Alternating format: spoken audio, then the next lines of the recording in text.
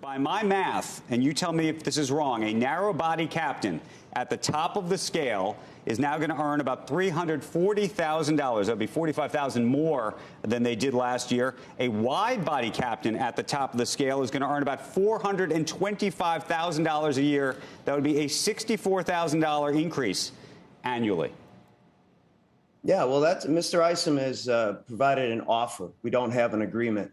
What we're all fighting for is to have a more reliable airline and one that actually lives up to our passengers' deep investment with their tickets to get them from A to B. I just came back from flying late last night, flew this week, clear skies. It was an unmitigated mess. These passengers, I had 100,000 passengers this week at American Airlines. American in one day had 44% of the cancellations. Of the over 700 cancellations, 90% of them was because management couldn't connect the pilot to the airplane. This is a failure of the operation. It's got to stop. It's got to get fixed. And I'm telling you, it comes from scheduling practices. They're pushing us right to the edge. Pilots are being pushed out into days off, therefore causing fatigue. The flights get canceled. This solution runs deeper. Mr. Isom told us what he thinks. Now it's time for him to listen to us. Okay, so what are you suggesting the problem is? Because I have to say that a captain making $425,000 to most Americans does not seem like the problem. Well, you're focused on the money. We're focused on our passengers right now. And the problem is that they've sold tickets, that they don't have the ability to fly.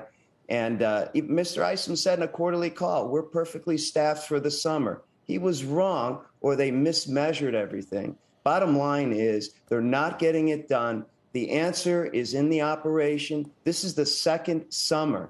We're focused on getting these airplanes reliably and safely to their destination. And right now, not only are we fighting clear sky failures, we're fighting the weather, but we've got management not giving us the tools to get the job done. Well, let's talk about those tools. What I'm trying to understand is, are you trying to get more money for your people, or are you just trying to get more people? Because it sounds like you need more people right now. And I don't know if that is a money story ultimately. The story is they're underutilizing the pilots they have. They failed to train us, keep us current coming out of the pandemic, and we're in the second summer of this. There's a failure to plan. There's a shortage of planning. That's what we're focused on. The only way that our company can return to profitability and be reliable is through us working with us. That is the answer. That's not happening now. And we have this stunning 4th of July. But this is the part I don't understand. Why isn't it happening? And at the same time, clearly you're asking for more money. Nobody's going to have a problem with you asking for more money. But at the same time, as we're looking through some of these numbers, it seems to me, based on what you're saying, is you need a lot more pilots to be hired. Right? Is that the problem? You're saying that's not the problem? Well, it's the chicken or the egg. See, management has built the schedule, sold tickets for an operation they can't sustain. And everybody's saying, well, I don't have enough pilots to do it. You have enough pilots to do it. You're not utilizing us. And you built a schedule that's not tenable. That's the bottom line. I don't understand. But you're saying, how are you? Just explain this, and I apologize if I'm misunderstanding this. On one side, you're saying that you're being used too much, that there's fatigue. And that there's a problem that the pilots are being overused. Then you just told me that they're being underused. Which is it?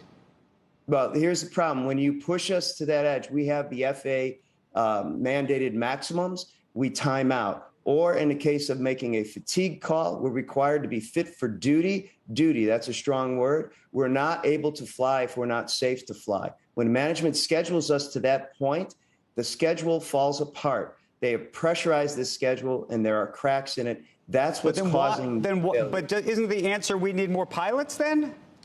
I'll go with that. Yeah, bring them on. But Mr. Isom has said we're good on the main line. Here's the irony. They said they're short on pilots on the regional side, the smaller jets, the actual bodies. For mainline, they said they're good to go. The worst cancellation performance is on the main line. They are not effectively scheduling us and utilizing what they do.